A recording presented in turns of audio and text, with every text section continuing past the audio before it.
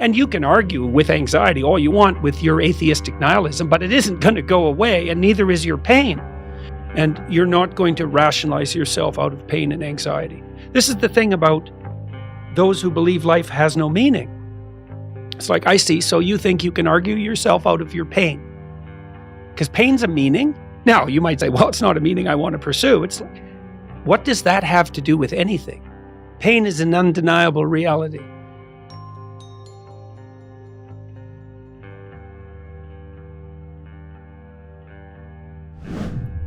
You can't lose your nature exactly. You can lose your higher order, integrated, purpose-driven nature. Here's some natures you won't lose. Pain, anxiety. Like, you can lose your higher nature all you want, and all of the negative elements of your nature will predominate. And you're not going to rationalize yourself out of pain and anxiety.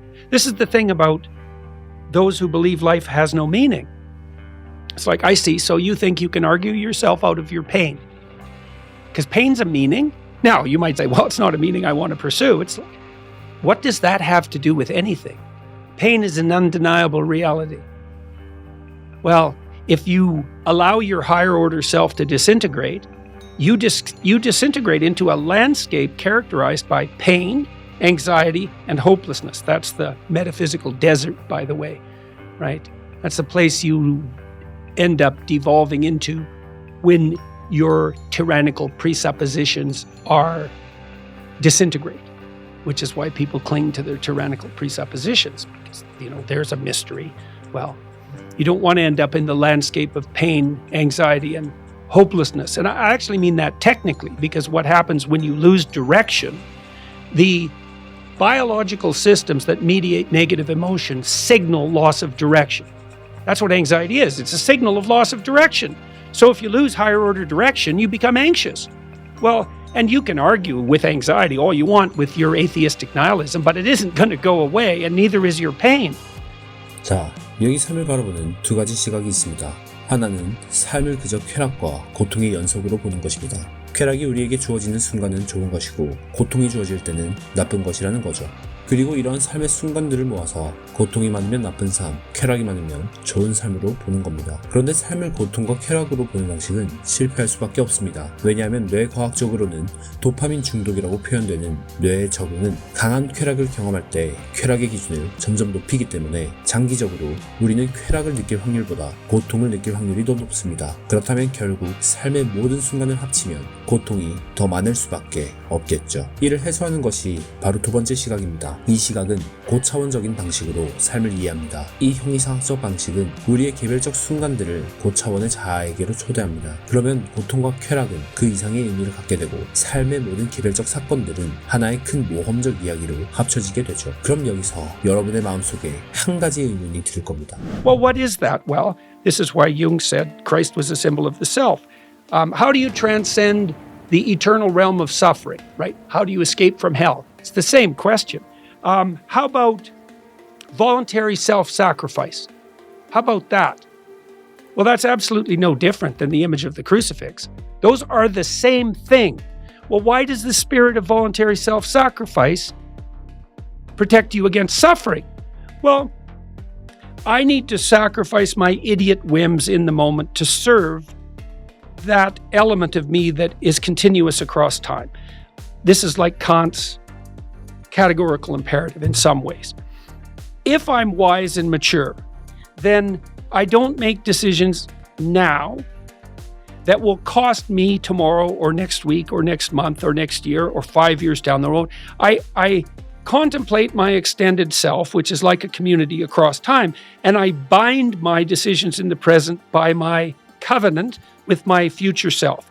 And there's no difference between doing that. That means I sacrifice the whims of the moment to the optimization of the medium and long run. And I do the same thing in relationship to other people. Those are the same thing. There is no difference. This is a gospel equation in some ways. There is no difference between treating you properly and treating myself properly. And that's because in the final analysis, there's actually no difference between you and me. 피터스는 여기서 너와 나의 차이가 없다고 말합니다. 이를 이해하기 위해 자아에 대한 이야기를 잠깐 해보겠습니다. 여러분이 막 태어난 1살짜리 아기였을 때와 지금의 여러분의 모습은 얼마나 다른가요? 사람은 계속해서 변화합니다. 하지만 그럼에도 불구하고 우리는 나 자신을 하나의 지속적인 자아로 인식합니다. 다시 말해 우리가 흔히 말하는 나라는 자아 개념은 시간선상에 무수히 많은 매 순간의 나의 집합인 것입니다. 그럼 여기서 상상을 조금 더 해볼까요? 현재의 나의 시점에서 과거의 나 또는 미래의 나는 현재의 나와는 다릅니다. 하지만 현재의 나는 과거의 나에게 묶여 있으며 미래의 나는 현재의 나에게 묶여 있습니다. 달리 말하면 매 순간의 다른 각각의 나는 나라는 자아 개념에 묶인 문명 공동체에 속해 있는 것입니다. 그런데 공동체의 구성원들이 전부 놀고 먹기만 선택한다면 당연히 망하고 말겠죠. 이를 막고 이 공동체가 성장하고 발전하려면 이 수많은 나들 중 하나는 자발적으로 나라는 공동체에 자신을 희생해야 합니다. 그런데 우린 알고 있습니다. 움직일 수 있는 것은 현재의 나밖에 없다는 사실을요. 고차원적 본성을 충족시키는 방법은 곧 현재의 변덕을 희생하고 운명을 직면하는 자기 희생인 것입니다. Well, Abraham is a human being, and that means he's like a natural human being. And that means he's useless and lazy. And if he can have it easy, he will. And so Abraham is like the first case of white privilege. Here's a good joke. He's rich. His parents are rich. And he can just lay around his tent all day and eat peeled grapes and have like beautiful slave women wave palm fronds over him and do nothing. And he does that for like 83 years. And then one day a voice comes to him, right? A spirit. He's inspired by a spirit. And what's the nature of the spirit? Well, it's the spirit that calls him to adventure. And it says to him, get your lazy ass the hell out of the tent. You're made for more than this. And so Abraham, in a great act of faith, abides by the intuition of this spirit. And he leaves his comfortable infancy, right? Because he's an infant. He lives in an infantile utopia. So, right, well, what do I want? Well, I never want to be hungry and I never want to be thirsty. I never want to be deprived. It's like, well, great. You're an infant sleeping in a crib. You've got infant paradise. Is that what you're made for, right? The mere cessation of your needs. That's your vision of utopia, is it? Well, that was Abraham's vision of utopia. And a counter spirit came along and said, get your lazy ass the hell out of your tent and get out there in the world. And of course, it's a complete catastrophe, right? Like he faces tyranny and war and the necessary sacrifice of his son and collusion among the aristocrats to steal his wife. And like, it's just a disaster in 10 different directions. But it's an adventure. It's an adventure, right? And so what's life? Is it hedonistic, infantile bliss? This is something Dostoevsky objected to. Or is it a romantic adventure? Well, what do people go watch when they go see a movie? They watch a romantic adventure. Well, why? Because that's what they want in their life. They don't want peace and tranquility and guaranteed basic income and the pleasures of gratified infantile dependence. They want a bloody adventure. 현실을 부정하고 미래를 방치하면서 당장의 만족을 추구하는 것이 얼마나 바보 같은지는 말을 하지 않아도 잘 알 겁니다. 다들 그런 순간이 있잖아요. 할 일을 밀어놓고 당장 놀면서 양심에 찔리는 것 같은 경험이요. 사실 여러분은 여러분 자신이 위대해지길 바라고 있습니다. 그리고 위대해지기 위한 모험을 원하고 있죠. 하지만 동시에 모험을 하고 싶지 않다는 마음도 있을 겁니다. 그렇지만 지금까지 계속 그랬다고 해서 앞으로도 그러리라는 법은 없습니다. 책임과 자발적인 자기 희생으로 자기 자신을 계속해서 단련시키고 성장하세요. 바른말 오른말은 이런 가치와 자기 희생, 책임에 대해 계속해서 전달하면서 그 길을 돕겠습니다.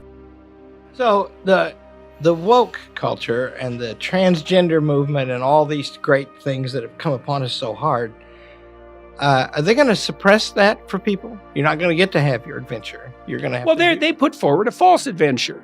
And the false adventure is wave a placard and save the world. That's right. Look, great. Isn't that wonderful? All you have to do, you know how I stopped getting protesters to my events at university? I held them in the morning. That's great. No kidding, eh? I'm the Messiah. Yeah, really? Well, as long as you don't want me to get out of bed before noon.